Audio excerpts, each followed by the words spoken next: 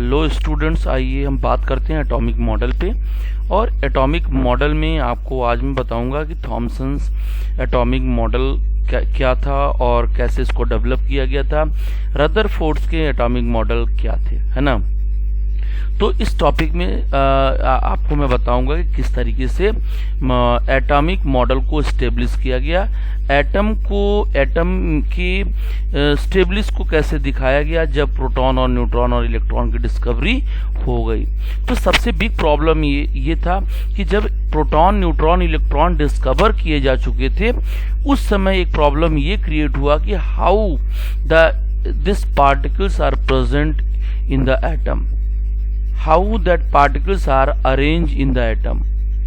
ये particles atom के अंदर कैसे अरेंज होते हैं, इसके बारे में एक प्रॉब्लम आना स्टार्ट हो गया। तो उस प्रॉब्लम को सॉर्ट आउट किया गया और सबसे पहला मॉडल दिया थॉमसन साहब ने। तो आइए हम बात करते हैं थॉमसन्स एटॉमिक मॉडल के बारे में। तो देखिए, मैं बात करता हूं आपसे थॉमसन एटॉमिक मॉडल के बारे में। तो देखिए, तो थॉमसन्स एटॉमिक मॉडल क्या था ये आपको मैं बताता हूं।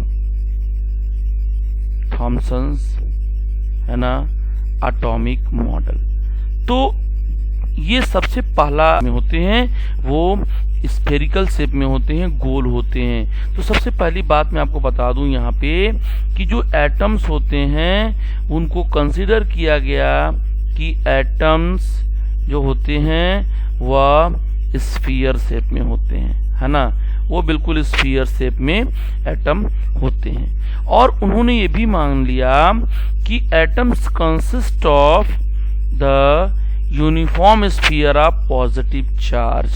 ठीक है, उन्होंने क्या माना, यही मेन पॉइंट था। थॉमसन साहब ने ये माना कि जो एटम है ना, एटम कंसिस्ट ऑफ, है ना, ऑफ यूनिफॉर्म, ध्यान से समझो, यूनिफॉर्म स्फीयर। किसका स्फीयर बेटा? Of positive charge. मतलब उन्होंने ये कहा कि जो स्फीयर होता है वो पूरा पॉजिटिव चार्ज का होता है। आप ऐसे समझ लीजिए कि यहाँ पे मैं आपको समझा रहा हूँ। उन्होंने कहा कि ये जो एटम है ये पूरा आपका स्फेरिकल शेप में होता है पूरा, और ये पूरा स्फीयर होता है, ये पूरा यहाँ पे स्प्रेड होता है इस तरीके से। और कहा कि जो स्फीयर होता है इसमें जो है ये किसका स्फीयर होता है? पॉजिटिव चार्ज का स्फीयर होता है। यानी उन्होंने कहा कि जो प्रोटॉन होगा वो पूरा स्प्रेड हुआ रहता है। ठीक है, और एक बात उन्होंने और बोला कि in which the electron are distributed uniformly. ठीक है ना, इन्होंने क्या कहा कि इलेक्ट्रॉन जो होता है यूनिफॉर्मली जो होता है वह डिस्ट्रीब्यूटेड होता है। ठीक है, यूनिफॉर्मली डिस्ट्रीब्यूटेड, पूरा का पूरा जो वो स्फीयर होता है वो इलेक्ट्रॉन से डिस्ट्रीब्यूटेड होता है।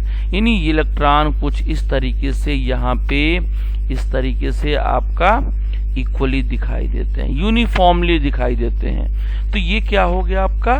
ये आपका इलेक्ट्रॉन हो गया। ठीक है, और ये जस्ट उसी तरीके से इन्होंने बोला जैसे कि आप क्या करते हो, वाटरमेलन को काटते हो। ठीक है, जैसे आप गांव में देखो तरबूज खरीदते हो, जब उसको कट करते हो तो कट करने के बाद उसका जो मेन सरफेस होता है वो बिल्कुल रेडिश दिखता है, पका हुआ है तो, और सीड जो होते हैं वो ब्लैक कलर के दिखते हैं। तो बेटा इन्होंने कंपेयर किया, कहा कि जो सीड होते हैं वो जस्ट लाइक इलेक्ट्रॉन की तरह होते हैं, और जो रेडिश एरिया होता है बेटा, रेड एरिया जो होता है उसको इन्होंने क्या मान रखा कि जो उसको हम प्रोटॉन बोलते हैं, जो पॉजिटिव चार्ज वाला होता है। इसीलिए इस मॉडल को एक नाम से और जाना गया, कहा गया कि ये मॉडल जो होता है वो कहलाता है प्लम, है ना, प्लम पुडिंग मॉडल। इसको इस नाम से भी जाना जाता है। This is also called plum pudding models भी कहते हैं। इतना ही नहीं, इस मॉडल को एक और नाम दिया गया है, और उस मॉडल को या हम कह सकते हैं कि दिस इज ऑल्सो कॉल्ड है ना। इस मॉडल को एक और नाम दिया जाता है और वो कहलाता है बेटा वाटर मिलोन मॉडल, है ना, वाटर मिलोन मॉडल, जैसा कि मैंने आपको एग्जाम्पल के रूप में समझाया है, यहाँ पे आप देख सकते हो। ठीक है, तो उन्होंने पूरा का जो ये वाइट ये जो येलो एरिया मैंने आपको रिप्रेजेंट करके दे रखा है, उसको उन्होंने कहा कि प्रोटॉन जो होता है यूनिफॉर्मली ये सर्किल के अंदर स्प्रेड हुआ रहता है, बट जो इलेक्ट्रॉन होता है जस्ट लाइक ये सीड की तरीके से उसमें एम्बेडेड होता है। ठीक है, इसीलिए इसको प्लम पुडिंग मॉडल या वाटर मिलोन मॉडल कहते हैं। ठीक है, अब इसके बाद और भी पॉइंट मैं आपको बताता हूं। थॉमसन ने जो एटॉमिक न्यूट्रलिटी था उसको भी प्रूफ किया। ठीक है ना, यानी कि थॉमसन ने ये कहा कि जो एटम है वो क्या है, इलेक्ट्रिकल न्यूट्रल है ना। ये क्या है, this is the electrical neutral है, इसको बोला कि इलेक्ट्रिकल न्यूट्रल है।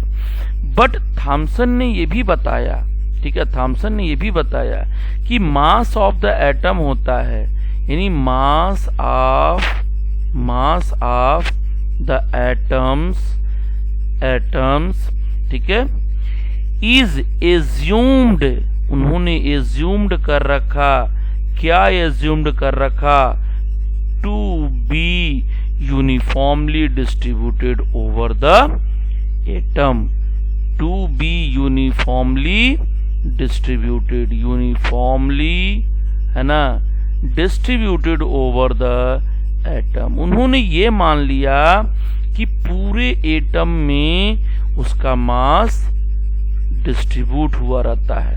ठीक है, पूरे ओवरऑल एटम के अंदर उसका मास डिस्ट्रीब्यूटेड रहता है, ऐसा उन्होंने बोला।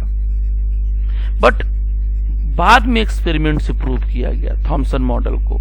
तुरंत इनका कोई एविडेंस नहीं था, इनका कोई प्रूफ नहीं था, लेकिन इनके मॉडल को बाद में प्रूफ किया गया। ठीक है ना, but later this experiment was proved.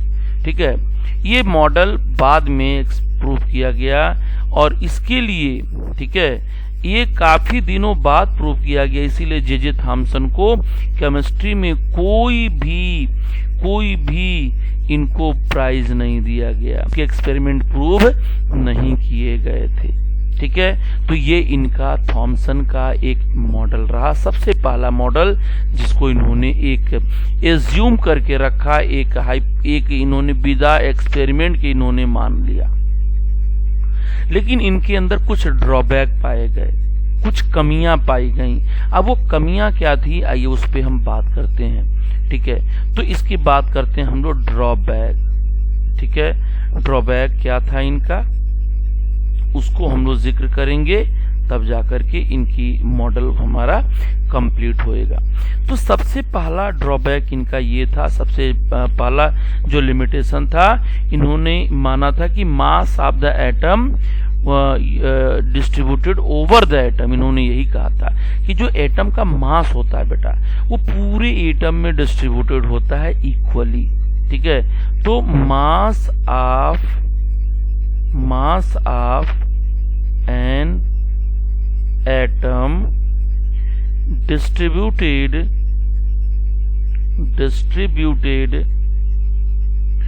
uniformly over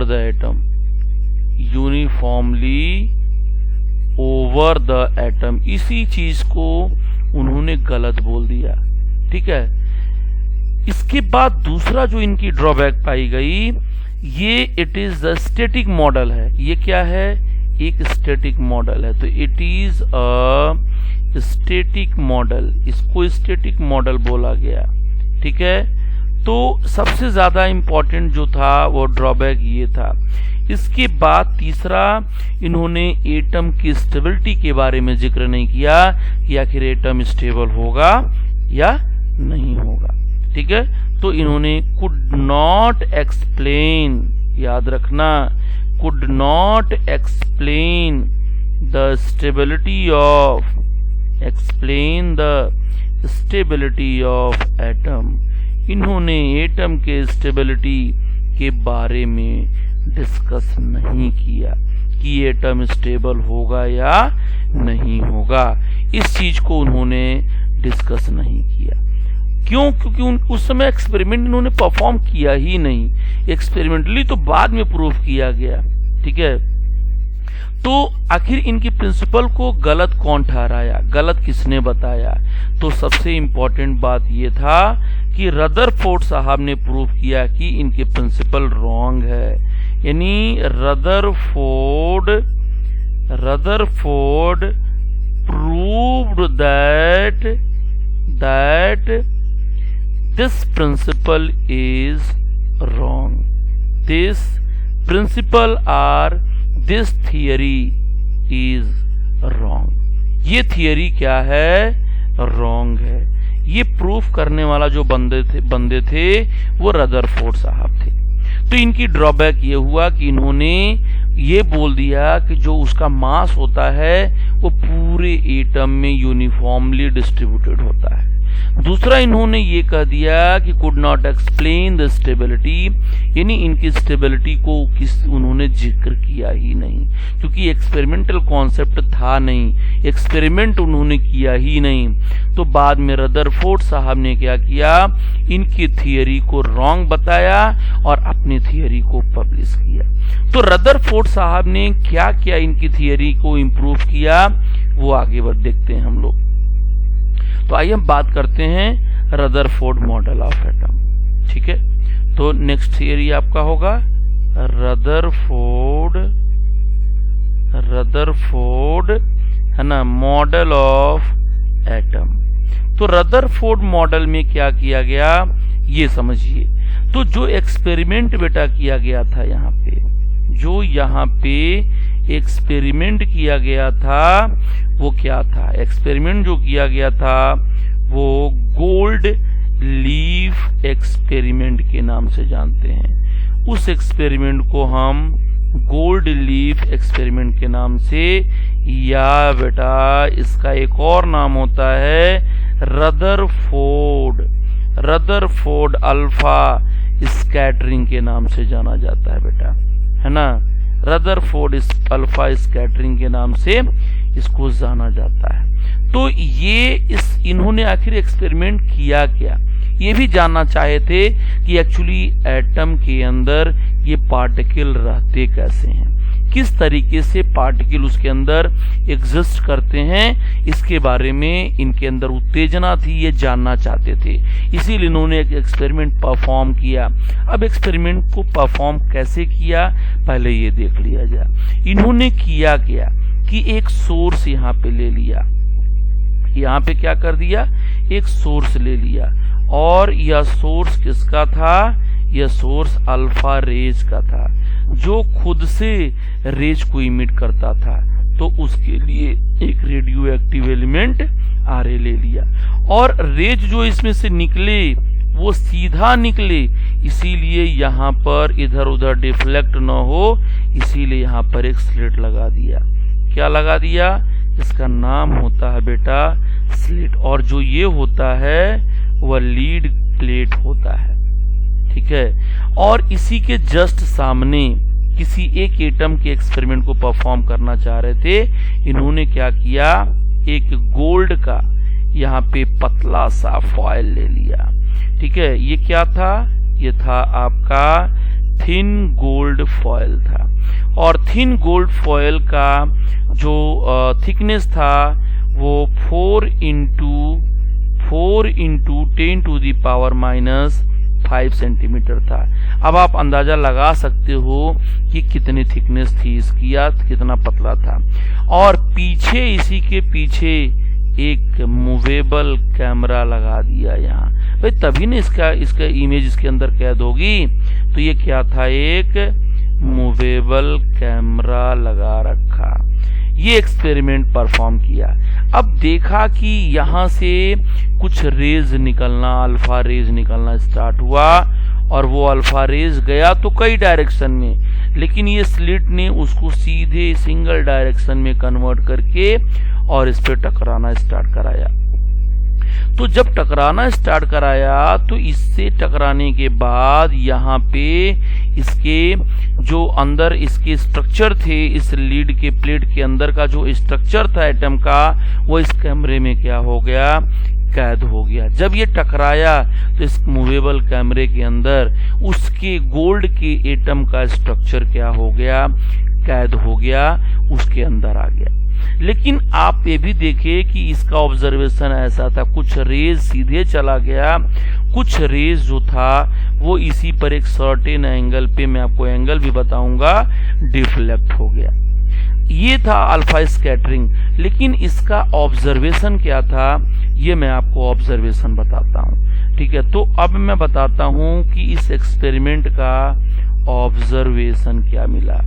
इस एक्सपेरिमेंट का ऑब्जर्वेशन क्या देखने को मिला, मैं आपको ये बताता हूँ। पहला ऑब्जर्वेशन ये देखने को मिला बेटा कि the most of the alpha particle move in straight without deflection. ठीक है ना, तो एक चीज देखा आपने कि मोस्ट ऑफ अल्फा पार्टिकल, काफी ज्यादा अल्फा पार्टिकल्स जो था, ठीक है ना, वो मूव कर रहा था स्ट्रेट लाइन में, मूव इन स्ट्रेट लाइन, वो एकदम सीधे बेटा, एकदम वो सीधे चला गया और बिना डिफ्लेक्ट हुए, यानी विदाउट डिफ्लेक्शन। ये मेरी बात समझ में आ रहा होगा सबको, जैसा कि मैं आपको डायग्राम में यहां समझाया हूं। दूसरा पॉइंट क्या ऑब्जर्वेशन मिला कि सम ऑफ देम, उसमें से कुछ, जैसा कि मैंने बताया, सम ऑफ देम जो उसमें से था, कौन, अल्फा पार्टिकल, उसमें से बेटा कुछ अल्फा पार्टिकल क्या था,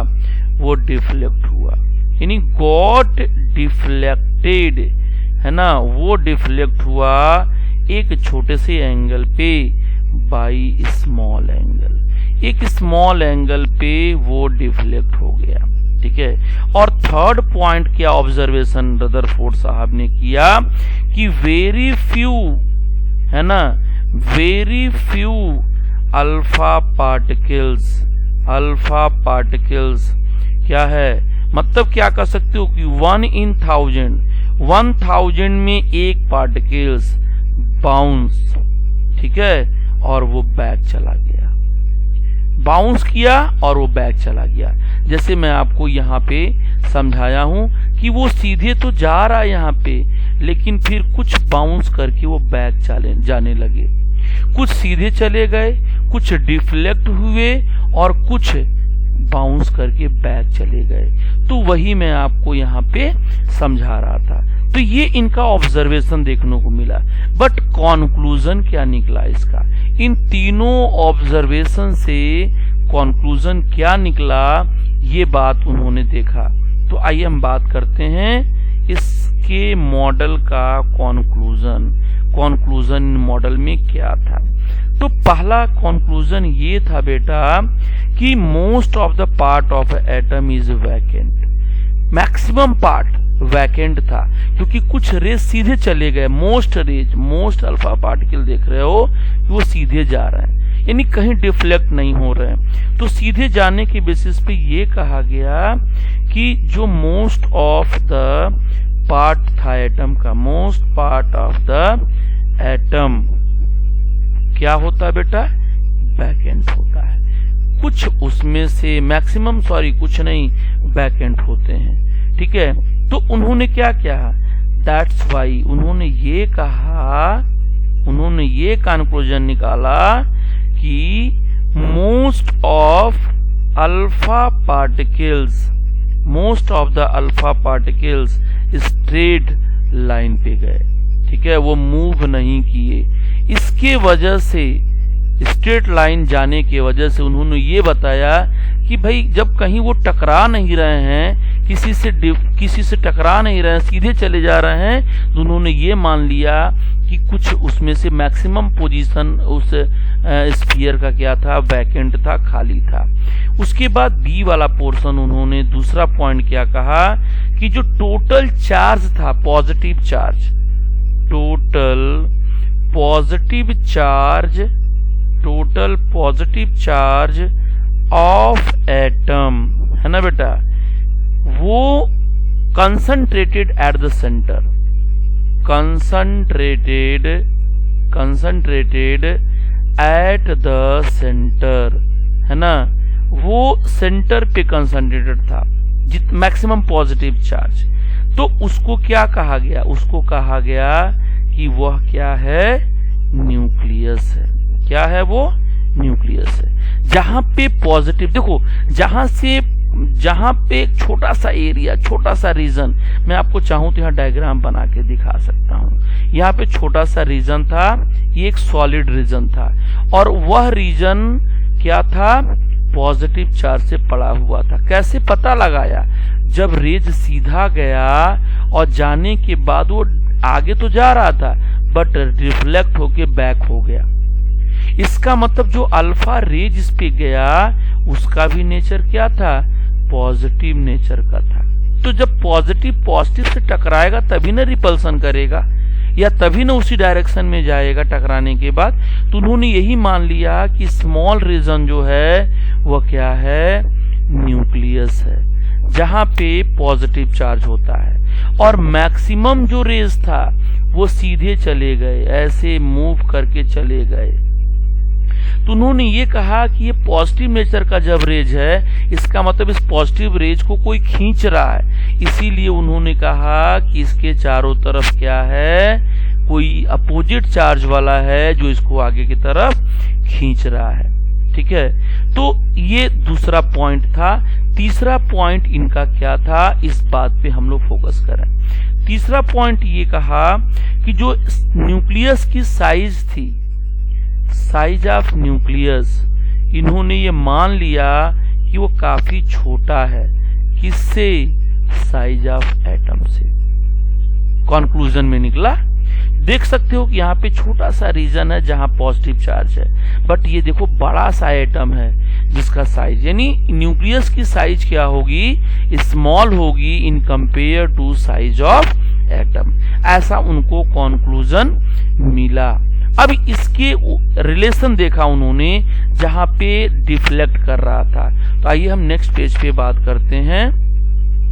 नेक्स्ट पेज पे हम बात करते हैं कि आखिर उस थीटा में और डिफ्लेक्टेड पार्टिकल में क्या रिलेशन था। तो एक टॉपिक ये भी आपको मैं बताता हूं, रिलेशन बिटवीन, है ना, ये आपका क्या होगा, एंड थीटा। इन दोनों के बीच में आपको रिलेशन देखने को मिला। क्या मिला, हालांकि ये आपके कॉम्पिटिटिव जोन में आता है। यहाँ म्यू क्या है, आपका डिफ्लेक्टेड पार्टिकल है। ये क्या आपका डिफ्लेक्टेड पार्टिकल्स है, ठीक है ना। और यहाँ पे जो थीटा है बेटा, ये क्या आपका डिफ्लेक्टेड एंगल है, जिस एंगल पे वह रेज डिफ्लेक्ट हो रहा था वो आपका दिया हुआ है ये। और दोनों के बीच में जो रिलेशन दिया गया वो क्या है, mu is equal to 1 upon sine power 4 and theta by 2। तो आपने यहाँ पर एक ऑब्जर्वेशन देखा। क्या ऑब्जर्वेशन देखा कि जो म्यू है वो थीटा के इनवर्सली प्रोपोर्शनल है। इसका मतलब क्या यहाँ पे रिजल्ट निकल रहा है, रिजल्ट ये निकल रहा है बेटा कि अगर थीटा ज्यादा होगा तो डिफ्लेक्टेड पार्टिकल्स की वैल्यू कम होएगी, ठीक है। और यहाँ पे ये पता लगाना हो तो जिसका एटॉमिक नंबर ज्यादा होगा, यानी नंबर ऑफ प्रोटॉन ज्यादा होगा, वहां पे बेटा रिपल्सन क्या होना है, रिपल्सन आपका ज्यादा होना है। और रिपल्सन जब ज्यादा होगा तो थीटा ज्यादा होगा, और थीटा जब ज्यादा होगा तो ये वैल्यू क्या होएगी, कम हो जाएगी। तो ये चीजों को उन्होंने ऑब्जर्वेशन में देखा। अब मैं आपको सीधे सीधे ले चलता हूं कि आखिर जो उन्होंने कैमरे के अंदर कैद पाया, यानी जो गोल्ड फॉयल को उन्होंने देखा, यहाँ पे जो आपको मैं बता रहा था, यहाँ इस कैमरे के अंदर जो ऑब्जर्वेशन पाया वो क्या पाया। तो आइए उस चीज को मैं बताता हूं कि ऑब्जर्वेशन क्या था, ठीक है। तो ऑब्जर्वेशन में उन्होंने ये पाया, रदरफोर्ड एटॉमिक मॉडल में मेन ये ऑब्जर्वेशन था कि एटम जो होते हैं वो 2 पार्ट से बने होते हैं। एटम जो होता है बेटा वह 2 पार्ट से बना होता है, ठीक है। एक पार्ट क्या होता है, वह न्यूक्लियर पार्ट होता है बेटा, और एक पार्ट होता है एक्स्ट्रा न्यूक्लियर पार्ट। ये क्या होता है? एक्स्ट्रा न्यूक्लियर पार्ट होता है। ठीक है, तो एक्स्ट्रा न्यूक्लियर पार्ट, ये जो न्यूक्लियर पार्ट होता है उसमें प्रोटॉन और न्यूट्रॉन प्रेजेंट होता है, और एक्स्ट्रा न्यूक्लियर पार्ट जो होता है वहां इलेक्ट्रॉन क्या करता है? वहां पे इलेक्ट्रॉन रिवॉल्व करता है। ठीक है, तो ये बात आप इसको देख लीजिए। इसके बाद मैं आपको आगे का पॉइंट बताता हूं रदरफोर्ड मॉडल में, कंक्लूजन में। तो आगे का मॉडल देखिए। तो पहला पॉइंट ये था। सेकेंड पॉइंट उन्होंने क्या देखा?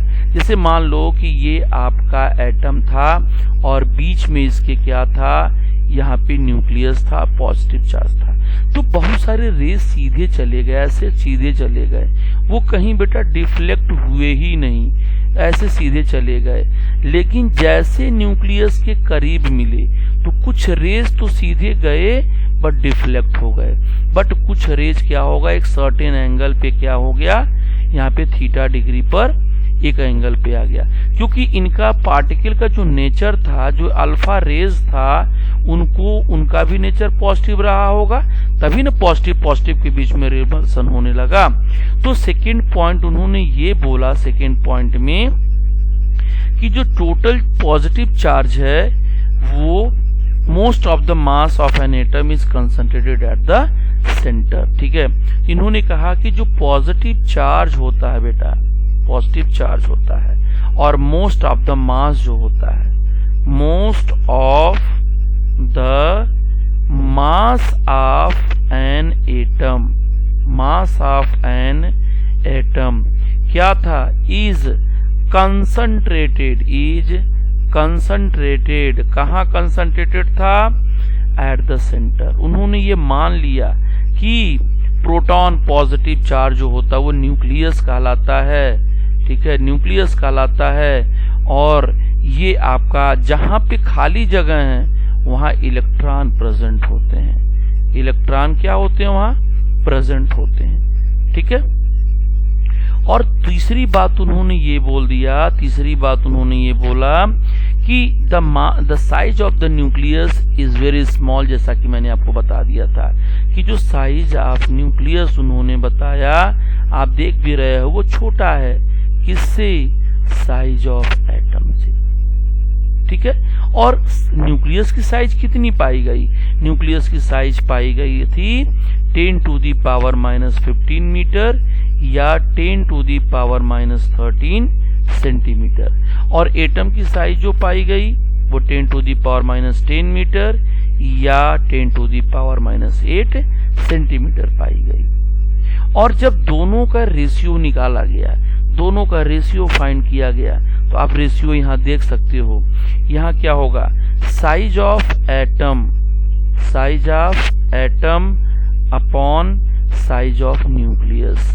अगर दोनों का रेशियो पाया गया तो क्या पाया गया? पाया ये गया कि 10 टू दी पावर -8 सेंटीमीटर आपका ये था, और नीचे 10 टू दी पावर -13 था। तो पाया ये गया कि 10 टू दी पावर 5 का रेशियो आ रहा है। यानी कंक्लूजन क्या निकला इसका? कंक्लूजन ये निकला कि जो साइज ऑफ आपका एटम है, साइज ऑफ जो एटम है वो क्या है?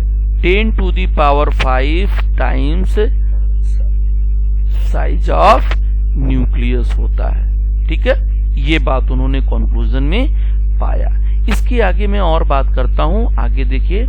इसके बाद हम लोगों ने देखा कि इन दोनों का रेशियो उन्होंने भी निकाला वॉल्यूम ऑफ एटम का, वॉल्यूम ऑफ एटम और वॉल्यूम ऑफ किसका? न्यूक्लियस का। ठीक है, उन दोनों का भी इन्होंने वॉल्यूम फाइंड किया।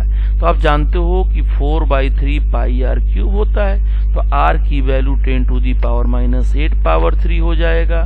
नीचे ये भी आपका होगा 4/3 पाई और आर की value 10 to the power -13 centimetre, तो क्यूब हो जाएगा। अब ये पूरी वैल्यू इनकी क्या हो गई? कैंसिल हो गई। कैंसिल हो जाएगा जब आप सॉल्व करोगे तो I think 10 to the power 15 की वैल्यू आएगी। यानी आपने क्या देखा कि जो वॉल्यूम ऑफ एटम होगा वो 10⁻15 टाइम जो होगा वो वॉल्यूम ऑफ क्या होगा, न्यूक्लियस हो जाएगा। तो ये चीज आपको वहां पे देखने को मिल गया। ठीक है। अच्छा, एक बात इन्होंने और बोल दिया, कहा कि जब इलेक्ट्रॉन जो है कॉन्टिन्यूअस रिवॉल्व कर रहा अराउंड द न्यूक्लियस, कहा electron revolve around the nucleus, revolve around the nucleus. इन्होंने ये कहा कि इलेक्ट्रॉन न्यूक्लियस के चारों तरफ राउंड करता है विद अ हाई स्पीड। इन्होंने कहा कि हाई स्पीड में ये मूव करता है। ठीक है, इसीलिए कहा गया रदरफोर्ड के मॉडल को कि ये तो प्लेनेट की तरह काम कर रहा है, इसीलिए रदरफोर्ड प्लेनेटरी मोशन मॉडल भी कहा गया। रदरफोर्ड प्लेनेटरी मॉडल भी कहा गया इसको। क्यों? क्योंकि इलेक्ट्रॉन क्या कर रहा है, न्यूक्लियस के अराउंड हाई स्पीड से मूव कर रहा है, प्लेनेट की तरफ मूव कर रहा है, इसीलिए क्या है ये रदरफोर्ड जो है प्लेनेटरी मॉडल कहा गया। अब इनके कुछ ड्रॉबैक थे, उनकी कुछ कमियां थी। अब इनकी थियरी में क्या कमी थी ये बात किया जाए। तो आइए हम बात करते हैं limitation of Rutherford atomic model. Limitation of Rutherford atomic model. Rutherford atomic model, तो रदरफोर्ड एटॉमिक मॉडल का लिमिटेशन क्या था, इन्होंने क्या गलती कर दिया अपने प्रिंसिपल में। ठीक है, तो इनकी प्रिंसिपल की कमी को देखा जाए। सबसे पहली बात मैं बता दूं कि ये भी स्टेबिलिटी को नहीं एक्सप्लेन किए, तो आप उसको जरूर आपको एक्सप्लेन करना है कि कुड नॉट एक्सप्लेन या prove the stability of atom, could not proved the stability of atom. इन्होंने स्टेबिलिटी ऑफ एटम के को प्रूव नहीं कर पाया कि एटम स्टेबल होगा या नहीं होगा। ठीक है, दूसरी बात, रदरफोर्ड ने तो कहा कि इलेक्ट्रॉन न्यूक्लियस के अराउंड रिवॉल्व करता, वो भी हाई स्पीड से, ये भी गलत था। ठीक है, रदरफोर्ड क्या कहा, according to Rutherford theory, according to Rutherford theory है ना, रदरफोर्ड मॉडल में क्या कहा गया कि जो इलेक्ट्रॉन होता है, electron are revolve around the nucleus, around the nucleus with the high speed, with the high speed, high speed से ये रिवॉल्व करता है।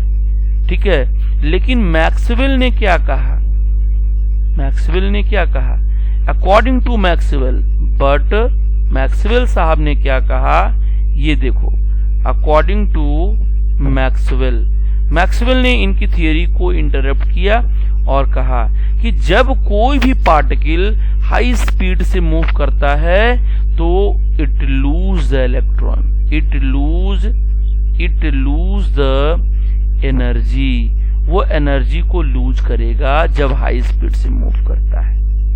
ठीक है, और कब, at every step, her step पे वो क्या करेगा, अपनी एनर्जी को लूज करेगा, और जब लूज करेगा तो धीरे धीरे and comes closer to nucleus, वो न्यूक्लियस के क्लोज आना स्टार्ट कर देगा और एक ऐसा समय आएगा कि वह न्यूक्लियस में गिर जाएगा एंड फॉल इन न्यूक्लियस, और जब न्यूक्लियस के अंदर गिर जाएगा तो उसकी स्टेबिलिटी क्या होगी, खत्म हो जाएगी एंड बिकम्स अनस्टेबल, वह अनस्टेबल हो जाएगा।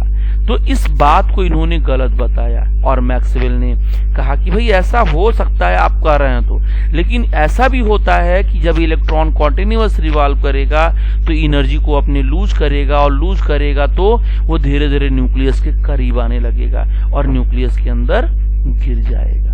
ठीक है, तो ये इनके ड्रॉबैक था। अच्छा, एक बात और इन्होंने कहा, मैक्सवेल ने कहा कि if an electron lose energy continuously, तब तो इसकी स्पेक्ट्रम भी कॉन्टिन्यूअसली आनी चाहिए, बट एक्चुअल स्पेक्ट्रम जब देखा गया तो डिसकॉन्टिन्यूअस था। कहा गया कि अगर इलेक्ट्रॉन एनर्जी को कॉन्टिन्यूअस लूज कर रहा है, लूज कॉन्टिन्यूअसली, तो उनके दिमाग में ये आया कि जब इलेक्ट्रॉन कॉन्टिन्यूअस एनर्जी लूज कर रहा है तो ऐसे केस में तो जो एक स्पेक्ट्रम बनेगा, ये हम डिटेल आगे बात करेंगे, वह स्पेक्ट्रम तो आपका कॉन्टिन्यूअस आना चाहिए, कॉन्टिन्यूअस आना चाहिए। बट एक्चुअल में क्या था, एक्चुअल स्पेक्ट्रम जो था वो क्या था, वो ऑब्जर्वेशन में देखा गया कि वो डिसकॉन्टिन्यूअस है। वो क्या था, डिसकॉन्टिन्यूअस था। ठीक है, तो ये इनके ड्रॉबैक था। इनके ड्रॉबैक को निल्स बोर साहब ने इंप्रूव किया, जो इन्हीं के स्टूडेंट हुआ करते थे, रदरफोर्ड साहब के। तो रदरफोर्ड के जो कमी थी मैंने आपको बता दिया। अब निल्स बोर की जो मॉडल था हम लोग नेक्स्ट लेक्चर में बात